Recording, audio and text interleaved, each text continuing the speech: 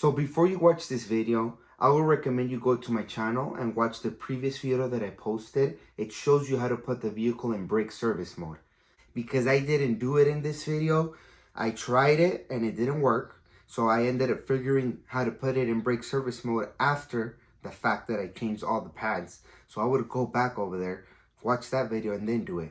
But if you didn't do it, or if you already started doing it, you can't do it anymore. You have to just do it the manual way, which this is how this video is going to show you how I did it manually, or you can say the hard way. You also see how I removed the electric parking brake motor and wind it in manually. So if you couldn't figure out a way of how to compress the piston, you'll see how I do it here. Hello everyone, today I'm going to be working on the 2020 Chevy Silverado, the Z71. We're going to be changing the front and rear brake pads. I didn't see any specific videos online, so I'm going to be showing you how I do it, and I'll be putting the part numbers down in the description, and hopefully this helps somebody out. Let's not waste any more time. I'm going to jack up the truck, take the wheels off, and show you what you're here for.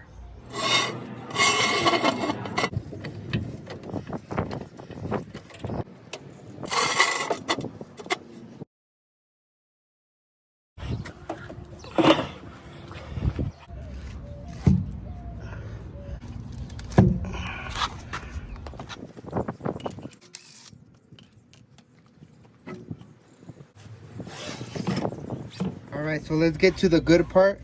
We're going to be removing these two pins right here. In order to remove those, we're going to take these safety pins. And they should be pretty easy. They're tiny little clips like that. There are the two clips right there. Put those aside. Next thing you want to do is take these pins off. Pretty easy to take out. These newer cars are fantastic because look how easy this is. Literally, you're gonna take this, do it yourself, save yourself a couple $100 right now, how everything is. Squeeze these here, take it out. There you go. Make sure it goes back the same way it comes out. Tug.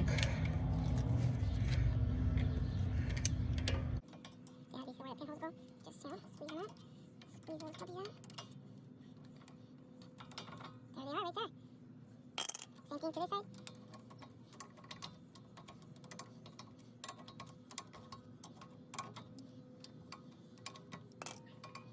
Okay. Just like that. Make sure you match these up to the other ones we got, and we just slap them back on. Pretty simple, right? Pretty simple. So I just noticed the kit came with a new wear pad sensor, so let's change that as well. If we have it, might as well. It's this one right here, and then you just change it. It's only on the driver's side. The passenger doesn't have one. So we can get a little better room. Take this mounting bracket off here, because I can't see how this comes off here. Oh, there's a clip right here. This plastic clip right here, cheap and fragile, it just freaking broke off. After you take that off, if you manage to not break it, right here you can see it's pretty simple. You stick a screwdriver, lift it up a little, and there you go, right? So it has this little hook here, the sensor right here. Even if you break that dumb gray clip, don't worry about it.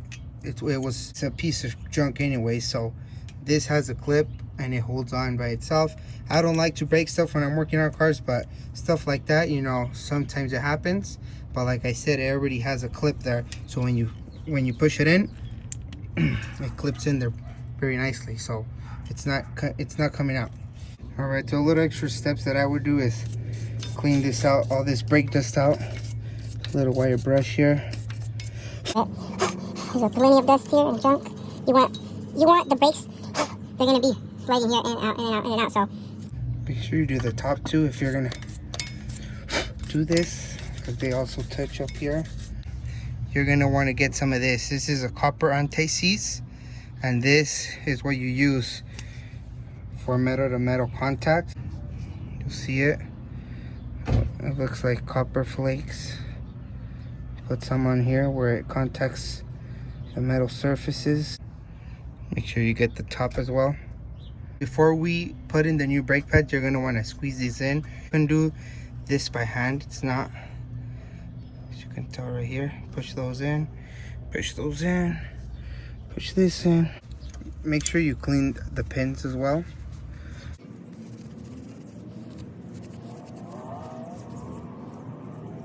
All right, so now we're ready to put our brake pads back on. Plastic here. This is just like a sticky surface there for the pistons can grab on, I'm guessing.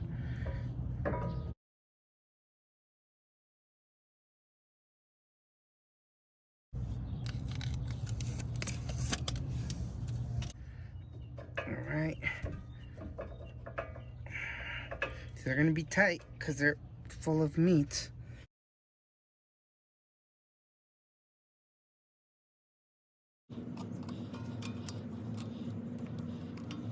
Okay, there it is. Okay, these up right there. Boom. This one a little back. Okay. Grab it on there. Push it down a little. They can go in these little grooves right there. And then go back to the bottom one here. Push it down. Make sure it grabs on here to the bottom one. Grabs on there to the top. And that looks like that's pretty much it right there. You can see it's still spinning over here. All right, so let's hook up this new wear sensor that we got in the kit. We're just gonna push it in here until you hear that click. Put it back on our bracket here. There we go. This right here to the back, and I'll show you a trick for that. All right, so here's the sensor right here. You're gonna connect this to the back, and then you're gonna push it back. So I have my hand right here in the brake pad. It's hard to do with one hand, but you're gonna push it back, the back, and then you're gonna finish it with your finger. Right here, you push it back, and you see that? It just went right in. It's just a clip-on. It was held on like this. You see that?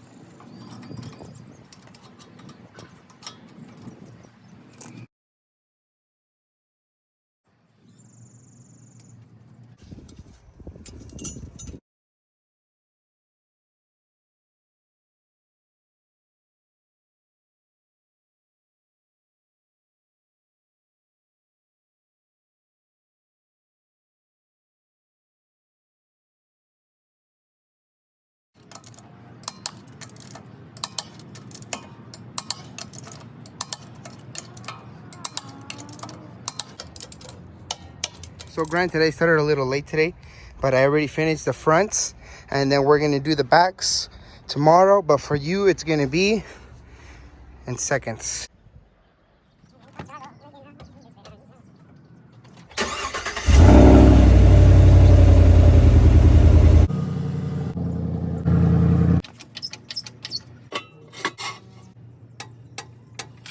All right, so we're gonna start by removing the wear pad sensor. It's only on driver's side, and it's just a clip-on, so you just push it back here. The rear sensor is a little longer than the front one, and the kit did not come with this, so Make sure you don't mess it up because we're gonna be reusing this right here. I'm gonna just unplug this. You're gonna push this pin back and then press down here. Loosen these 2 bolts right here. There's one. There's 2. You can't really just flip it over like this because this big thing is in the way. So you have to take both of these out. Alright, and then here's the front part. Like I said. Just pull this out. Wiggle it until there you go. Okay? Me disconnecting this just give me more room to wiggle it, you know? That's why I did that. And now we can just set this down right here, wedge it in there perfectly. It's not bending anything. Take that one off. Take this one off. They don't look too bad. The reason I'm changing them is because it was making a noise. Like when I would hit the brake, it would make a noise. I don't know what that noise was. You see how everything is before you take it off. This is facing out, this is facing out. Hardware clips stick out, and on here it sticks out. But over here, flush. Right here, they don't stick out. It's flush. Take the hardware clips out right here. Grab them just like that. Right here. Yep. Ooh! That almost hit me. Next thing I'm gonna do is just take this brake dust out of here. Before I put the new hardware on.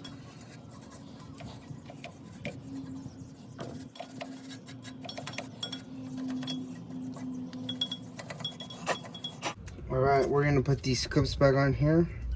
Just clip on here. Okay. Okay. Screw it in there. The bottom one, yeah. So we're gonna put the new ones on.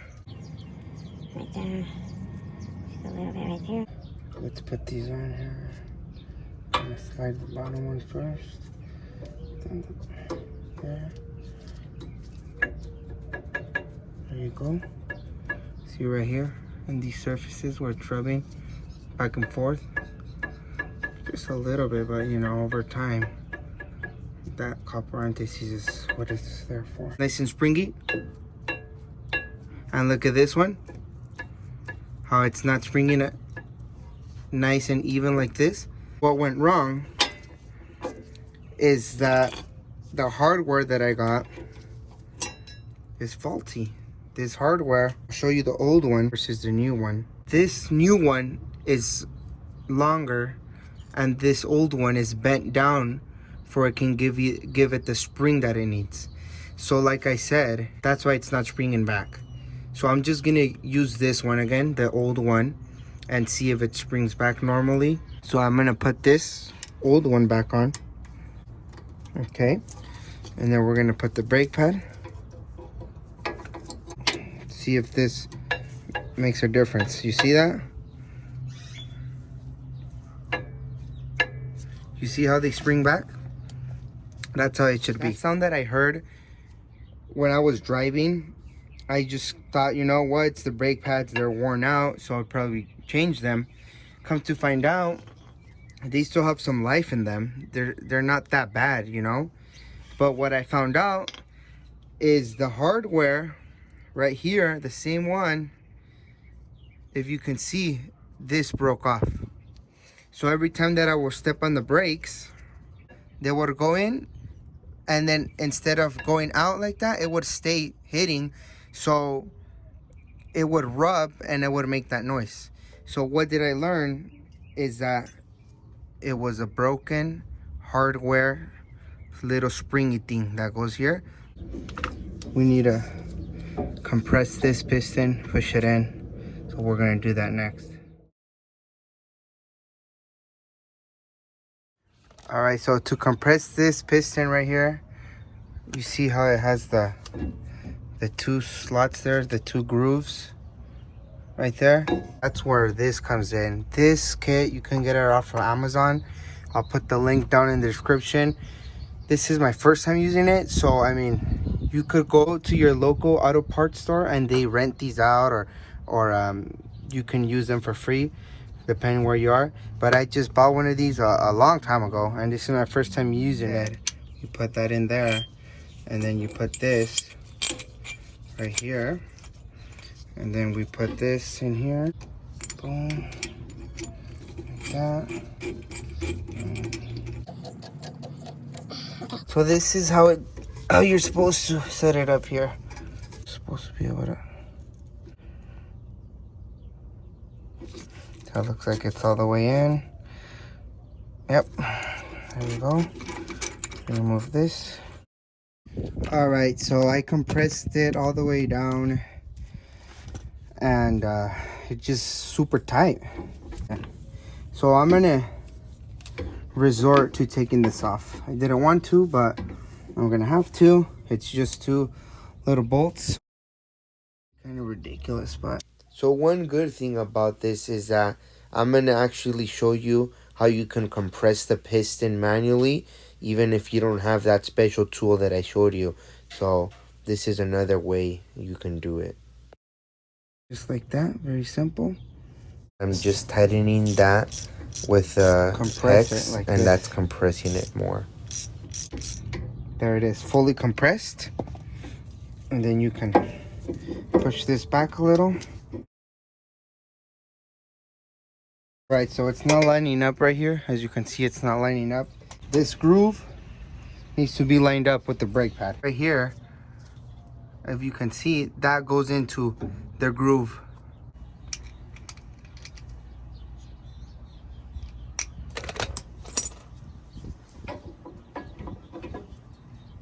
There, is that it? Put the bolt, line it up, put the bolt in there. You know, hopefully this helps somebody out, because all the problems you could have, I had them, and I show you how I overcame them.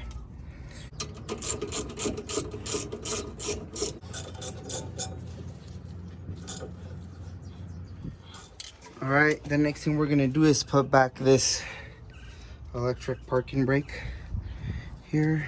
Gonna dust it off. This little O-ring was right here. Right here.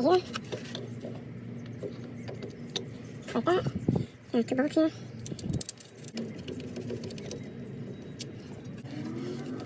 Putting the bolt back here. And the other bolts over here.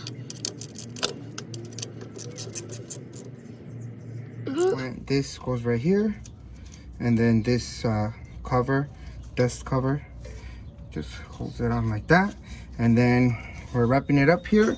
We're gonna connect this sensor back on here. You just clip it on like that, and that's it. So we connected the wear pad sensor back, we bolted this back on, connected this, put the little dust cover back on. Everything looks good, everything's tight, everything is still spinning.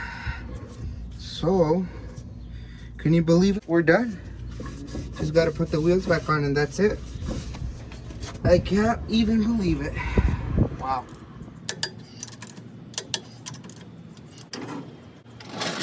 So I read the manual, and it says that the system will automatically reset itself when the new brake pads are detected. I drove around a little bit, and I tried to reset it here. The only option, it says disable and exit. Doesn't give me an option to reset it. So I'm gonna just keep driving it around and see if this resets, and if it doesn't, get to the dealer and tell them if they can reset it. Because some people say you have to take it in, that it's a recall, and then the manual says that it automatically resets. So we're gonna find out. If it doesn't reset, then I'm gonna take it to the dealer. All right, guys, so that's gonna be it for this video. I would really highly recommend if you get one of these blue drivers. These are fantastic. I did end up using this to reset some codes that popped up because I changed this, and a lot of guys said that when they change their brake pads, they started getting codes, check engine light and all of that. I did get that. I think it was completely for another reason, was because I didn't put it in the brake service mode. So I think that's what happened. So I ended up using this. I'll put it down in the link down below in service brake mode. I didn't know that, so that's why I ended up clearing the code, and I probably threw something off. I already test drove it. Everything looks fine. Everything feels fine, and everything is a-okay. If you liked it, give it a thumbs up if it was helpful. Hey, so I thought I would give you an update on the truck. On the brakes, the front and the rear brakes, everything's working perfectly. There's no sound coming from the brake pads. There's no check engine light. So I just wanted to show you guys that everything is top shape.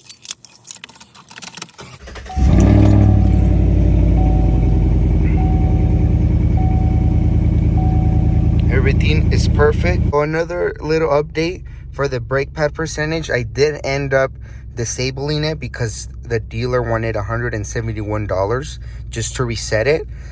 They plug in their computer. It takes them 5 minutes. I'm definitely not going to pay $171 when in the first place, I wanted to save myself some money. So I did it myself. And then it turns out that I can't even reset my own percentage. That's kind of ridiculous. So no, I can't reset it. You have to go to the dealer, or if you have a friend that has a computer, which I do, I'm going to ask him if he can reset it for me, because it's not worth $171 to just reset it. So yeah, I have it disabled for now, but if you do want to spend that money, you can go to the dealer and they will reset it for you.